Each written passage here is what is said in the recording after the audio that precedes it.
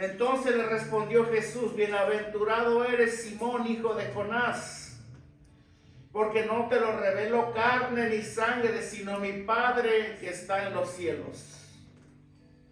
Y yo también te digo que tú eres Pedro, y sobre esta roca edificaré mi iglesia, y las puertas del Hades no prevalecerán contra ella. Y continúa hablando el Señor y dice: y a ti te daré las llaves del reino de los cielos, y todo lo que atares en la tierra será atado en los cielos, y todo lo que desatares en la tierra será desatado en los cielos. Entonces mandó a sus discípulos que a nadie dijesen que él era Jesús, el Cristo. El objetivo del mensaje de hoy es que nosotros como creyentes tenemos una fe, hemos creído en un Dios. Nuestra fe vaya más allá de solamente un conocimiento. ¿Okay? Esa fe se tiene que hacer real en nosotros para que nuestra fe pueda alcanzar alcances eternos, donde cada día por esa misma fe en aquel en quien la hemos puesto, nosotros aprendamos a desprendernos cada vez más de un mundo que cada vez se pone más en contra de Dios. ¿Sí? Es esa misma fe que nos va a dar el conocimiento de aquel que, aunque nosotros no vimos con nuestros propios ojos, sabemos que Él existe, que Él vino y que Él vendrá pronto. Amén. Amén. Muchas veces nosotros creemos que podemos usar la fe para lograr cosas, para emprender cosas, para hacer posibles algunas cosas. No digo que no sea así. Se puede usar la fe para eso también. Pero la fe en sí, de la que habla Hebreos capítulo 11, versículo 1, es más que usarla para lograr las cosas que queremos. Es la fe que necesitamos para creer en un Dios al cual no hemos visto. Amén. Esa es la fe que necesitamos, Pillo, para creer en el Dios que no hemos visto. Por eso Jesús dijo en una ocasión: bienaventurados son los que no vieron y creyeron. Los discípulos del Señor, a pesar de que andaban con Él, caminaban con Él, convivían con Él, comían con Él, oían hablar de Él, sus enseñanzas y todo, aún no lo habían visto. Y ese es el matiz del mensaje de hoy. Que aunque nosotros hemos creído, puede ser que no hayamos visto todavía. Porque si no, el Señor no le hubiera hecho esta pregunta a sus discípulos: ¿y ustedes quién dicen que soy? Porque el Señor sabía, ellos están llenos de conocimiento, porque han estado conmigo ya mucho tiempo, pero aunque Él ya lo sabía dentro de su omnisciencia, Él quería que ellos supieran que no lo conocían todavía. Y esa es la realidad que se refleja hasta hoy en día, en la actualidad, en toda la iglesia del Señor. Gente creyendo en un Dios, poniendo toda su fe en un Dios, oyendo de Dios y aprendiendo cada vez más de Él, pero no lo han visto. ¿Sí? No lo han visto. Hoy vamos a hablar, hermano, sobre una conversación privada que Cristo tuvo con sus apóstoles. Como ustedes sabrán, el Señor siempre estaba rodeado de gente. A donde Él iba, se abultaba la gente, las multitudes. Todo mundo quería estar cerca de Él, todo mundo quería oírlo hablar. Y era muy difícil que el Señor tuviese tiempos privados con sus discípulos, con sus apóstoles, que era necesario, porque él había de prepararlos también a ellos para cuando él partiese, ellos siguieran con la gran comisión. Era necesario. Por eso era necesario para el Señor que ellos supieran quién era Él. Mira, me voy a ir y ustedes tienen que saber quién soy. Porque puede que cuando yo me vaya se les olvide, me olviden. Él tenía que tener una conversación con ellos, una conversación privada. ¿Sí? Una conversación acerca de sí mismo. Porque él quería preguntarles a ellos. Él quería aprovechar esa oportunidad para hablar con ellos. Ahora vamos leyendo cómo continúa desarrollándose la historia del Señor con sus discípulos. Dice que él, viniendo Jesús a la región de Cesarea de Filipo, preguntó a sus discípulos diciendo: ¿quién dicen los hombres que es el Hijo del Hombre? El Señor tenía mucha aceptación desde aquel entonces. ¿Sí? El Señor recibía muchos halagos, muchos elogios. Mucha gente se había hecho de un concepto acerca de su persona. Muchos de ellos habían quizás ya definido al Señor de una manera.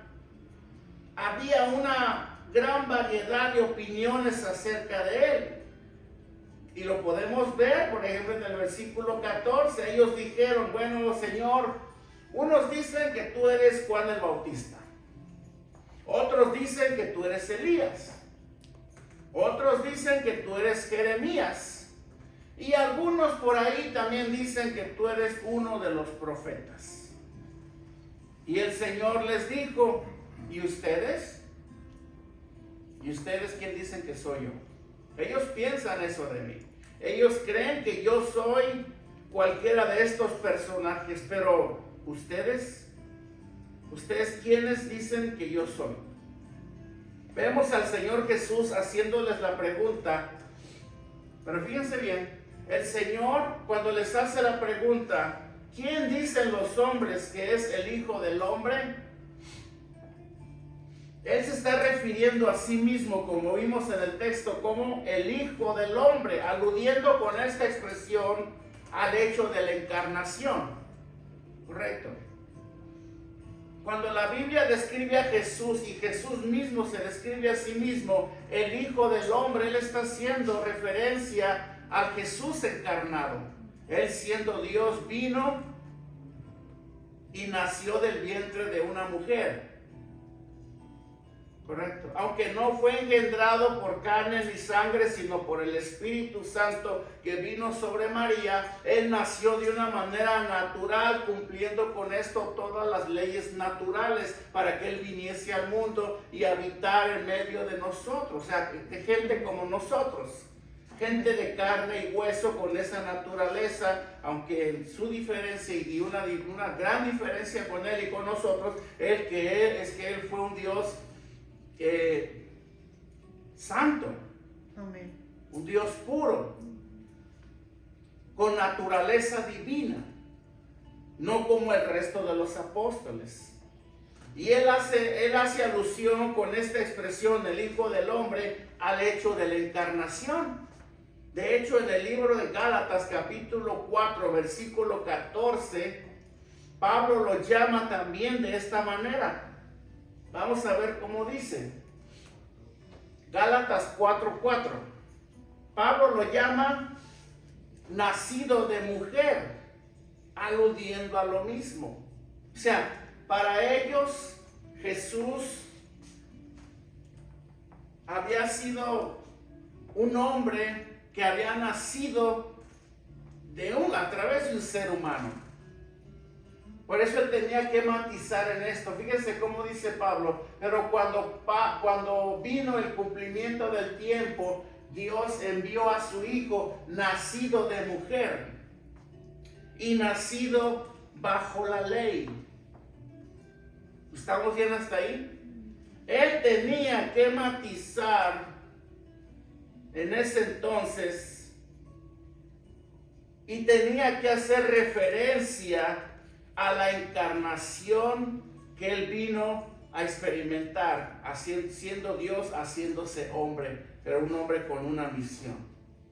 Ellos lo veían de esa manera.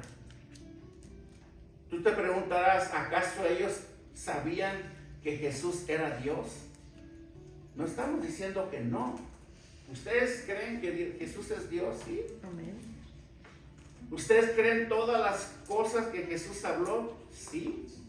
Pero aquí la pregunta no es si nosotros sabemos, sino si lo hemos visto.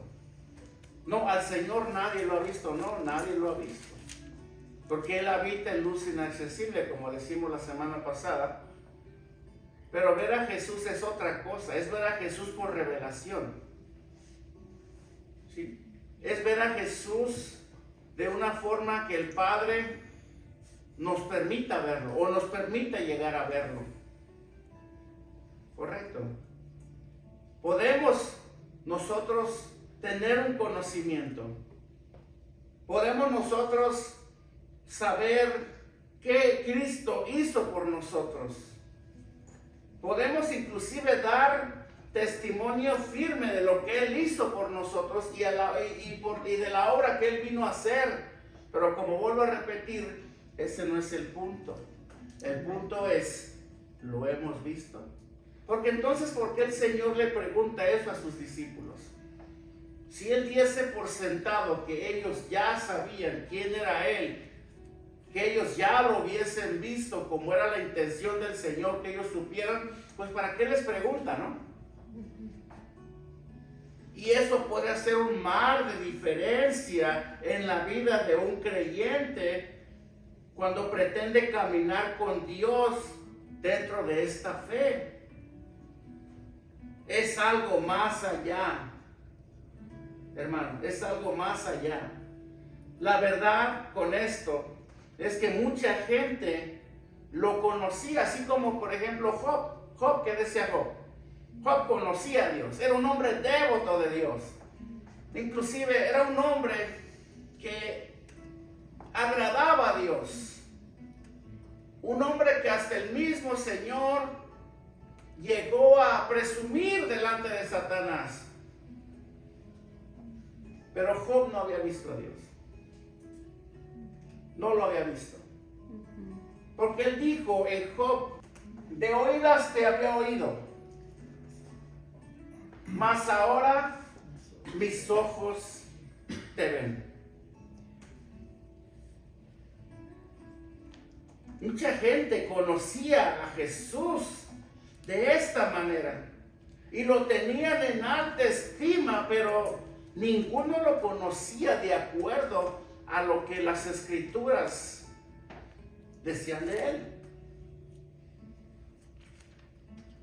A Jesús lo que le interesaba era que ellos supieran quién era Él. Vuelvo a matizar en esto. Porque ellos tenían mucho conocimiento.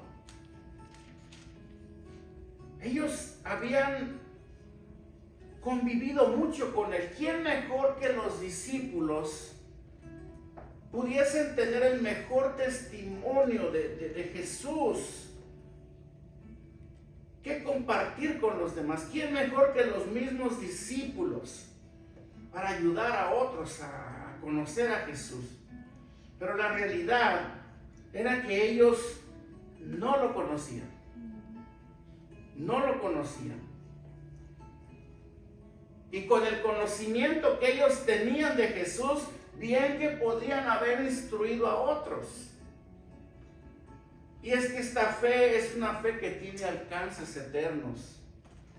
Dios no se conforma con que nosotros sepamos quién es Él, ni sepamos mucho acerca de Él. Dios se interesa más en que ese conocimiento se vuelva en nosotros una realidad. Y esa realidad sabemos bien que viene a ser posible en una persona que llegue a experimentar en su momento el nuevo nacimiento. Amén. y poder ver a Dios. Correcto.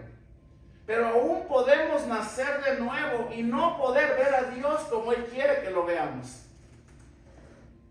Si no, la iglesia del Señor hoy en la actualidad no caminara como está caminando hoy en día. Si la iglesia del Señor estuviera llena de gente, así como Pedro que vio al Señor, hermano, íbamos a revolucionar este mundo. La iglesia iba a estar por sobre este mundo. La iglesia iba a tener el poder para derribar y para destruir todo lo que se está levantando en contra de la verdad de Dios. ¿Sí? La iglesia iba a poder de verdad llegar a ser la luz que el Señor quiso que nosotros fuésemos. No que el poder de Dios no pueda derribar y destruir todos los argumentos de este mundo, ni destruir todas las fuerzas de maldad que cada vez acechan más en contra del conocimiento de Dios con el fin de destruirlos, sino que los mismos cristianos, los que conformamos la iglesia del Señor, no hemos visto la realidad del Señor Jesucristo. No le hemos visto. Por esa razón, solamente nos hemos conformado con un conocimiento. Correcto. ¿Eso le podrá pasar a un nacido de nuevo? Por supuesto que sí. Por supuesto que sí. Dice el libro de 2 de Timoteo 2:2. Pablo le dice a Timoteo: lo que has oído de mí ante muchos testigos, esto encarga a hombres fieles que sean idóneos para enseñar a otros. Ven, el enfoque del Señor, aunque aquí fue Pablo hablando inspirado por el Espíritu Santo, fue llevar a cabo la gran comisión siempre. Que ese conocimiento y esa instrucción no solamente se quedara en ellos, sino que ellos deberían de implementarlo, de invertirlo y de transmitirlo a otras personas también. Es lo que nosotros debemos de hacer. Ese es el propósito de Dios, que su evangelio, que la verdad de la salvación, la verdad de nuestro Señor Jesucristo se siga extendiendo a lo largo y a lo ancho de este mundo. Y en eso consiste la gran comisión. Hermano, la misma pregunta de Jesús del versículo 15: ¿y vosotros quién decís que soy yo? Esa misma pregunta, hermano, no la podíamos hacer nosotros mismos también. Pregúntate a ti mismo: ¿quién digo yo que es Jesús? No digas ¿quién dice el pastor que es Jesús? Porque a veces nos quedamos hasta ahí. O el pastor dice que Jesús es así, así, así, así. Pero no, aquí no es la pregunta ¿quién dice el pastor que es Jesús? Es ¿quién digo yo? En lo más íntimo de mi corazón, ¿quién digo yo que es Jesús? Lo puedes arreglar así también. ¿Qué ha hecho Jesús por mí? Murió en la cruz. Y es que a veces ahí está la confusión. Cuando no profundizamos mucho en estas verdades, cuando solamente damos y proyectamos un mensaje superficial que apela más a las emociones y al corazón de las personas, como abunda hoy en día, entonces no les damos la oportunidad de que ellos mismos vean reflejada su vida y su corazón dentro de estas verdades. Sí, Cristo murió en la cruz, pagó por todos mis pecados, pero acuérdate, eso no se quedó ahí. Esa obra tuvo un poder. Amén. Esa obra tuvo una gran misión en cada uno de nosotros, que fue no solamente redimirnos de nuestros pecados, sino también traernos una libertad. Jesús dijo: y conoceréis la verdad, y la verdad estará libre. Y la verdad los hará libre. Pero ¿cómo es posible que nosotros, conociendo esta verdad, y ahí está para que vean el ejemplo claro, dice que para muestra con un botón basta? ¿Cómo es posible que nosotros, conociendo, entre comillas, el poder que hubo en esa cruz para redimirnos y para darnos libertad de cadenas, cómo es posible que hoy en día en la iglesia del Señor hay mucha gente todavía atada a un pasado, atada a pecados ocultos? ¿Cómo es posible que hoy en día hay mucha gente sufriendo en carne propia los estragos de la cautividad por causa de un pecado o de una condición que aparentemente ya habían sido libres?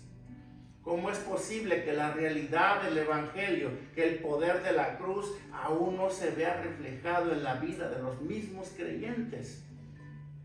¿Sí? ¿Cómo es posible? Tú puedes, bueno, los discípulos desde aquel entonces lo estaban viviendo igual. Por eso el Señor les preguntó: ¿quién dicen ustedes que soy yo? Vuelvo a repetir, se los preguntó por algo. No somos los únicos. Desde aquel entonces, dice la palabra que al Señor lo seguían multitudes, conformadas por miles de personas. Pero te vas a ir para atrás cuando sepas hasta qué punto no conocían al Señor la mayoría de ellos, si no es que todos. Entonces, te preguntas, ¿quién digo yo que es Jesús? O pregúntate también de esta manera: ¿cómo lo confirma mi conducta? ¿Quién digo yo que es Jesús? O ¿cómo lo confirma con mi conducta? ¿O cómo lo confirmo con mi conducta?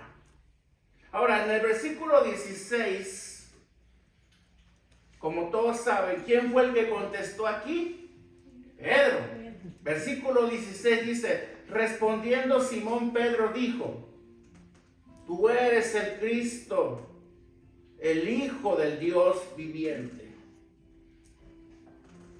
¿Quién fue el que levantó la mano? El más aventado de todos, Pedro.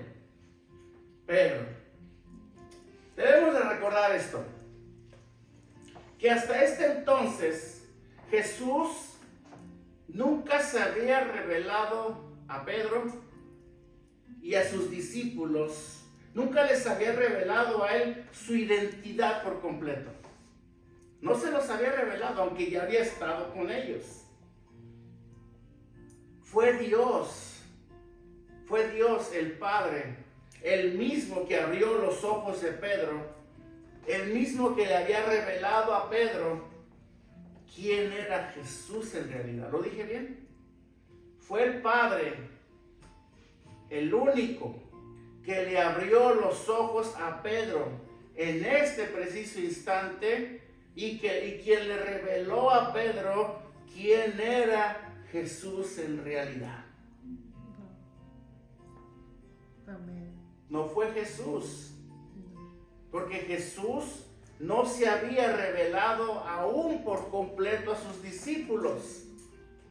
Jesús, aunque había estado ya con ellos por espacio de 3 años, no se había revelado por completo a ellos. ¿Correcto? Entonces le respondió Jesús: bienaventurado eres, Simón, hijo de Jonás, porque no te lo reveló carne ni sangre, sino mi Padre que está en los cielos. No te lo reveló carne ni sangre. Aunque Jesús, siendo Dios, estaba en un cuerpo de carne y de sangre, no le correspondía al Señor revelarle a Pedro quién era él en realidad, le correspondía al Padre. Amén. Y esa es la misma potestad que tiene el Padre, de revelarle a los hombres la realidad del Hijo de Dios. Amén. En la conversión. ¿Sí? Pedro no recibió esta información por fuentes humanas. A él no se lo dijo el predicador de la sinagoga de la esquina. A él no se lo dijo algún hermanito lleno del Espíritu Santo. A él no se lo reveló nadie. Nosotros, hermano, no nos compete y no nos toca revelar al corazón de los hombres quién es Jesús. Le toca al Padre. Nosotros solamente hacemos la obra evangelística, damos el mensaje, pero es al Padre el que le toca salvar a las personas. Amén. La parte de la salvación y de la iluminación del evangelio le toca a Dios y no a nosotros. Yo no me tengo que sentir frustrado si la gente no se convierte con mi predicación. Yo tengo que ser diligente y prepararme para darla, la cual es mi parte. Pero el que tú la recibas, el que tú te conviertas, el que tus ojos sean abiertos ante esta verdad, le compete al Padre solamente. Por eso nosotros oramos para que el Padre traiga luz al corazón de los hombres a través del Evangelio, a través de la palabra. Amén. Nosotros solamente somos sembradores. Pero el que salva, el que convierte a la gente, el que trae al hombre a los pies de Cristo, es el Padre. El que le alumbró los ojos a Pedro en ese momento fue el Padre. Juan 17:8 lo dice de esta manera. Porque las palabras que me diste las he dado y ellos las recibieron. Y han conocido verdaderamente que salí de ti y han creído que tú me enviaste. Amén. Ahora Gálatas 1:15 y 16 dice la palabra del Señor. Pero cuando agradó a Dios, que me apartó desde el vientre de mi madre y me llamó por su gracia, 16, y revelar a su Hijo en mí para que yo le predicase entre los gentiles, no consulté enseguida con carne ni sangre. ¿Sí? ¿Quién es el que da la revelación? El Padre. El Padre. Nosotros podemos buscar el conocimiento de otros hombres y podemos inclusive hacer uso y beneficiarnos de ese conocimiento, pero el único que nos va a abrir los ojos ante el conocimiento y hacer que ese conocimiento se vuelva una realidad en nosotros es Dios.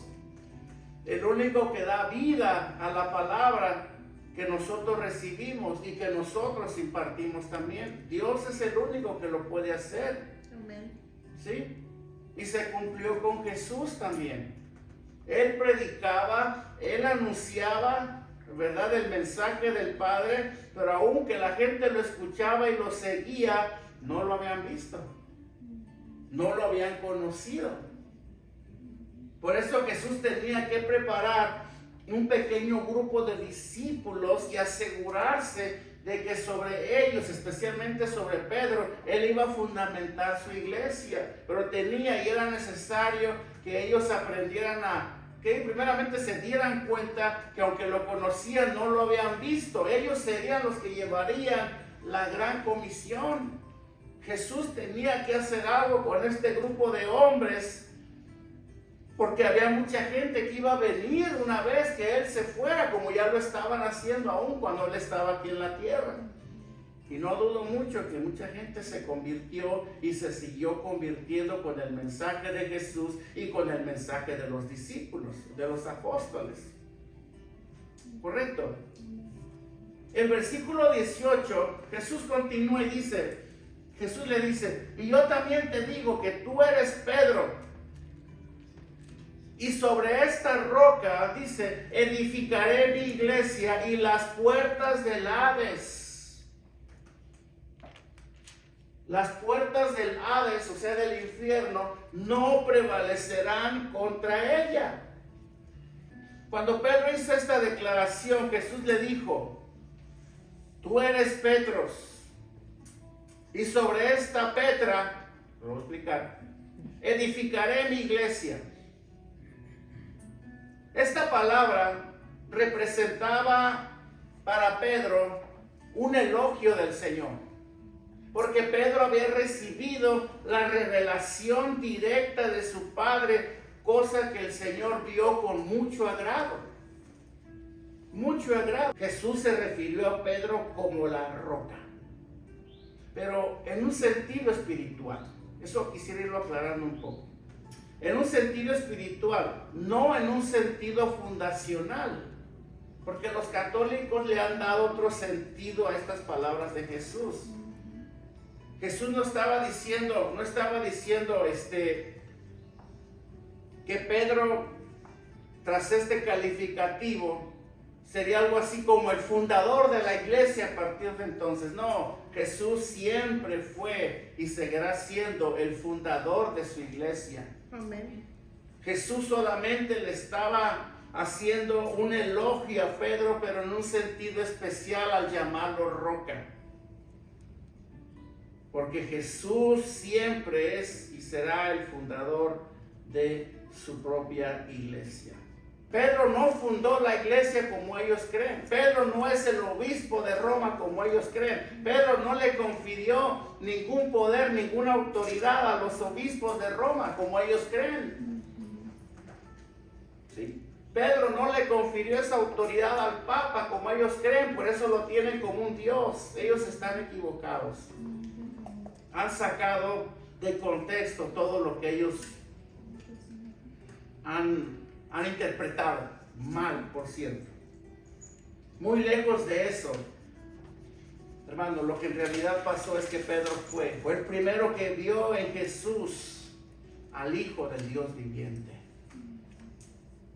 Amén. Cuando Jesús decía, ¿quién dicen ustedes que es el Hijo del Hombre? Y Pedro dice, fíjense bien, ahí vino la revelación a Pedro.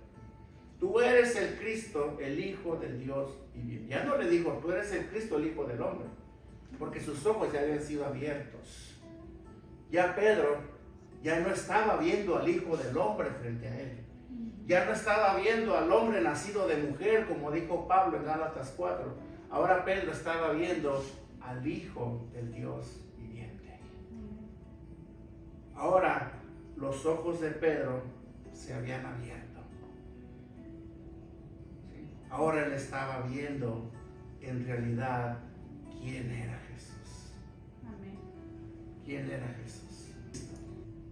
Y el plan de Dios y la voluntad de Dios es que nosotros veamos el sacrificio de Jesús. Amén. Veamos no al Hijo del Hombre, sino al Hijo del Dios viviente. Y eso va a revolucionar nuestras vidas. Eso va a cambiar por completo la perspectiva de nuestras vidas sobre Él. Y a partir de entonces, todos los que como Pedro hacen o lleguen a hacer el mismo descubrimiento que Pedro hizo, dice la palabra, serán piedras vivas añadidas al edificio de la iglesia de Cristo. ¿Sí? La puerta está abierta para todos. El camino ya ha sido trazado para todos.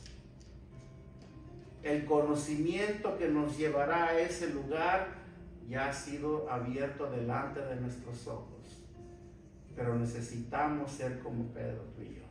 Primera de Pedro 2, del 4 al 5, dice, ya voy terminando, dice la palabra, acercándonos a Él, piedra viva, desechada ciertamente por los hombres, mas para Dios escogida y preciosa. Imagínate casi el mismo calificativo que se le dio al mismo Señor Jesucristo, ahora el Señor se lo da a un hombre mortal. Piedra viva. Ese mismo calificativo nos lo da a nosotros también. Amén. cuando nosotros llegamos a conocerlo como Él es. Piedras vivas. ¿Por qué piedras vivas? Porque sobre nosotros ha sido puesto un evangelio con tanto peso como es el evangelio del Señor, y que hemos sido capacitados por su palabra, por su Espíritu Santo, para sostener toda la obra, todo el edificio de Dios que se sigue cada vez levantando más por encima de nosotros. ¿Correcto? Somos piedras resistentes, piedras vivas y capacitadas para resistir hasta el final. Amén. ¿Sí? Para resistir hasta el final. Entonces Jesús le dice, y las puertas del Hades, ¿qué significa? O sea, cuando el Señor le dice, y las puertas del Hades no prevalecerán contra ella, o sea, contra mi iglesia. O sea, el Señor le estaba diciendo a Pedro, en pocas palabras, yo, tras mi resurrección, yo voy a cerrar detrás de mí las puertas del mismo infierno, delante de mi iglesia. ¿Sí? Somos piedras vivas. Por esa razón, la salvación no se pierde para los creyentes. Porque para los que hemos creído y hemos puesto toda nuestra confianza y nuestra fe en el Señor, para nosotros, de acuerdo a las palabras que Jesús le dijo a Pedro, las puertas del infierno han sido cerradas. ¿Sí? Sí, Jesús dice la palabra que descendió al abismo, pero ni el mismo abismo lo pudo retener. Amén. Porque no tuvo ni tendrá jamás el poder para retener a todos aquellos que hemos sido lavados con la sangre del Cordero. Amén. El infierno no tiene ya potestad sobre nosotros, si es que hemos nacido de nuevo. Amén. Si es que hemos creído en el Señor Jesucristo. Por eso yo decía en días pasados, nosotros no le tememos a la muerte, que venga cuando quiera, que nosotros sabemos que la muerte ya no tiene poder sobre nosotros, porque Cristo nos ha dado esa potestad por sobre la muerte. Ahora las puertas del Hades ya no prevalecen contra nosotros como iglesia. Como iglesia. Esa fue la promesa del Señor para Pedro. ¿Sí? Dice versículo 19, y Jesús continúa diciendo, a ti te daré las llaves del reino de los cielos, y todo lo que atares en la tierra será atado en los cielos, y todo lo que desatares en la tierra será desatado en los cielos. Hermano, los rabinos de aquel entonces tenían un dicho que decía, las llaves del nacimiento, las llaves de la lluvia, las llaves de la resurrección de los muertos solamente le pertenecen a Dios. Es verdad, era un dicho que ellos tenían. Te daré las llaves del reino. En el caso de Pedro, de acuerdo a las palabras de Jesús, consistía para Pedro en abrir y no en cerrar las puertas del cielo como los católicos creen, a través de los indultos y de todo eso. En eso consistía. A ti te daré las llaves del reino. ¿Qué representa las llaves del reino para un creyente? Que a través del evangelio nosotros podemos abrir la puerta del cielo a los pecadores. ¿Correcto? O sea, a través del evangelio, a través de la muerte y resurrección de Cristo, nosotros podemos introducir gente a través de esa puerta para la vida eterna. Nosotros tenemos la llave. Cristo es la llave de David. Amén. Cristo es la llave que se nos ha sido dada. Pero tenemos que entrar primero nosotros. Nosotros tenemos la llave. A eso se refería. No encerrarle las puertas del cielo a la gente, sino abrírselas de par en par a través de Cristo. El hombre no tiene ningún poder, ninguna autoridad de decidir quién va al cielo y quién no. Quién entra y quién se queda afuera. Correcto. Pero la palabra de Dios sí. La palabra de Dios sí. Y ese era en su contexto el significado de las palabras del Señor. Y se cumplió en Pedro. A ti te daré las llaves. Fíjense lo que hizo Pedro. En el versículo 41, Hechos 2, veamos lo que hace Pedro.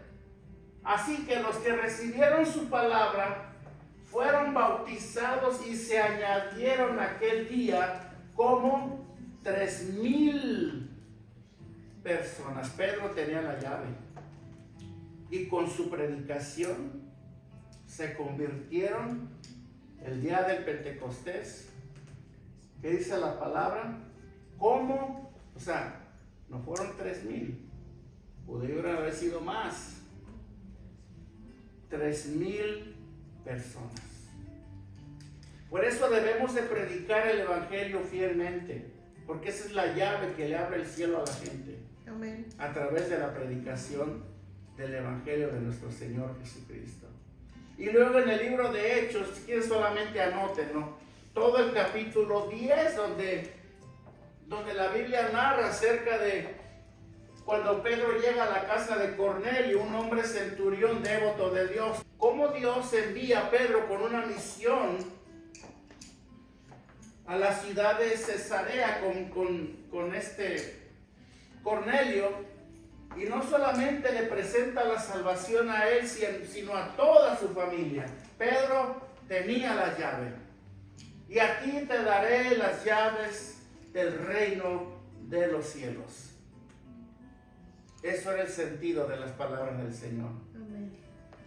Es el mismo sentido que le da y nos da a nosotros los creyentes a través de Cristo, como a Pedro, que se nos han dado estas mismas llaves, las llaves del reino de Dios. Amén. Pero veamos el significado de las palabras de Jesús a Pedro en cuanto a atares y desatares. Porque el Señor le dice: y todo lo que atares en la tierra será atado en los cielos, y todo lo que desatares en la tierra será desatado en los cielos. Ya sé lo que me vas a decir. Nosotros podemos atar espíritus malignos. Nosotros podemos atar la pobreza, como se nos ha enseñado. Nosotros podemos atar la lluvia para que no caiga. Hoy voy a tener un asado en la yarda y parece que va a llover lluvia, te ato. Así se nos enseñó. Yo desato la prosperidad. Yo desato la unción. ¿Han oído eso? Lo he oído. Muchas veces. Sacado de contexto. Jesús no quería decir eso. Jesús no quería decir eso. Lo que Jesús le estaba diciendo a Pedro, la misión que le estaba encomendando a Pedro a través del evangelio sería, y eso es lo que representan las palabras atar y desatar. Una, exponer los pecados humanos. O sea, exponer los pecados de la gente y atarlos a las conciencias de las personas para después desatarlas de sus pecados a través de anunciarles el amor de Dios y el perdón de Dios. ¿Sí? Atar y desatar significa eso precisamente. A través de la palabra, atar a las personas con sus pecados, llevarlos a su conciencia para que las personas reaccionen. Y desatar quiere decir liberarlos a través del perdón de Dios que Cristo ofrece en su evangelio. O sea, que la gente reconozca: soy un pecador, pero hay una esperanza para mí. Puedo ser desatado de mis pecados a través del amor de Dios, a través de la cruz de Cristo. ¿Correcto? Amén. Cuando nosotros de acuerdo a la palabra del Señor, y ese es el sentido de las palabras del Señor, atar significa prohibir, anótalo si gustas, atar significa prohibir, y desatar significa permitir. Amén. En su contexto hablamos del orden y la disciplina de la iglesia con esto. O sea, nosotros no es que tengamos, por lo que sucedió con Pedro, ahora como creyentes, tengamos una autoridad para atar y para desatar. No es que tengamos esa autoridad en nosotros, la autoridad la tiene la palabra de Dios. Yo tengo la autoridad que Dios me da en su palabra de decirle al incrédulo, al que rechaza a Dios, arrepiéntete porque si no te vas a ir al infierno si hoy te mueres. Y Dios está de acuerdo conmigo. Amén. Todo lo que atares será atado en el cielo. Quiere decir, todo veredicto o toda palabra que tú hables en base a la palabra en la tierra, hay un acuerdo en los cielos contigo. Lo que tú dices. Como que Dios dice, amén. Arrepiéntete porque si no te vas al infierno. Dios dice, amén. ¿Sí? Arrepiéntete hoy y Dios te va a conceder el perdón de tus pecados y la vida eterna, y va a escribir tu nombre en el libro de la vida. ¿Qué estoy hablando aquí? Verdades bíblicas de la Amén. palabra. Aquí estoy haciendo lo contrario, aquí estoy desatando al pecador. Si te arrepientes, Dios te perdona y te da el don de la vida eterna. Estoy desatándolo con la misma palabra. Y Dios dice en los cielos, amén. ¿Okay? Acuérdate, cada que nosotros hablamos y exponemos fielmente la palabra, estamos creando y estamos formando una armonía con Dios. Por eso es importante que como ministros nosotros hablemos la verdad de la palabra. Amén. Para que podamos tener el respaldo y el amén de Dios allá arriba. Qué triste es cuando una persona se para aquí y empieza a hablar cosas. Imagínense cómo está el Señor ahí arriba. Como el Señor, en lugar de decir amén, ese es mi hijo, así se habla. Qué vergüenza me da. Qué vergüenza que esté diciendo esto cuando yo nunca lo dije aquí. Qué vergüenza, pero espérate que llegues aquí. Vas a ver cómo te voy a rechazar por no haber sido fiel a mi palabra. Ese es el peligro, hermano. ¿Entiendes? No podemos hablar por nuestra cuenta ni por nuestra propia prudencia o sabiduría. Tenemos que ser fieles a lo que Dios dice. Si no lo sabemos, mejor no lo hablemos. Mejor quedémonos callados. Porque depende de la eternidad de la gente cuando uno dice cosas que no son. Ahora entendimos el término atar y desatar. Amén. Por eso yo siempre he dicho, un pastor fuera del púlpito y fuera de la palabra no tiene ninguna autoridad. No creas cuando alguien te dice, tengo autoridad para que me digas todo de tu vida. No tienes nada. Tenemos autoridad cuando estamos hablando la palabra. Amén. Cuando estamos presentando la palabra. Cuando nos bajamos del púlpito, soy uno más que tú, como tú, igual. Claro, merezco respeto y honra también, porque eso demanda la Biblia para ti, hacia mí o hacia el ministro. Pero que yo tenga autoridad o señorío sobre ti, no lo tengo. Soy igual que tú, soy un pecador como tú, que tengo que doblar rodillas a Dios todos los días pidiéndole misericordia, así como tú, igual. Somos iguales todos. Amén. Correcto. Pero tengo autoridad cuando me paro aquí y hablo fielmente las Escrituras. Hermano, prohibir lo que la palabra de Dios prohíbe y permitir lo que la palabra de Dios permite. Solamente así vamos a vivir en armonía con Dios. Y ya con esto cierro. Quiero hacerte una pregunta en esta mañana. ¿Quién es Jesús para ti? Hermano, yo he podido ver al Señor. Yo lo he podido ver. Por esa razón, para mí el Señor es lo más importante y no lo cambio por nada. Amén. Para mí el Señor ha pasado a ser el primero en mi vida, después de todo. Aún después de mi familia, de mi esposa y de mis hijos. Cuando tú llegues a ese punto de decir, tú eres más importante que aún mi cónyuge, que mis hijos, has visto a Jesús. Amén. Lo has visto. ¿Quién es para ti Jesús? Tu respuesta a esta pregunta debe y tiene que definir nuestro estado espiritual. ¿Sí? ¿Quién es para ti Jesús? Define nuestro estado espiritual. Muchas gracias por ver nuestro video. Por favor, vean nuestros otros videos. Y Dios te bendiga.